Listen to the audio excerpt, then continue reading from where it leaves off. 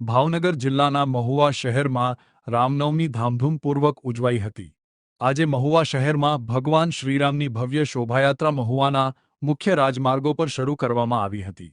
રથયાત્રા દરમિયાન અખંડ રામધૂનથી રસ્તાઓ ગુંજી ઉઠ્યા હતા અને શ્રદ્ધાળુઓએ ભક્તિભાવ સાથે ભાગ લીધો।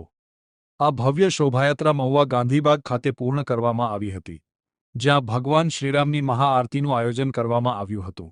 શાંતિ અને સુરક્ષા સુનિશ્ચિત કરવા માટે પોલીસ તંત્ર દ્વારા કડક બંદોબસ્ત ફિક્સ ગોઠવવામાં આવ્યો હતો। ભાવનગરના એસપી નિતેશ પાંડે પણ મહુવા ગાંધીબાગ ખાતે પહોંચીને બંદોબસ્તની સમીક્ષા કરી। આ ઉજવણીમાં શહેરની સડકો પર ભક્તિ અને ઉત્સાહ જોવા મળ્યો હતો।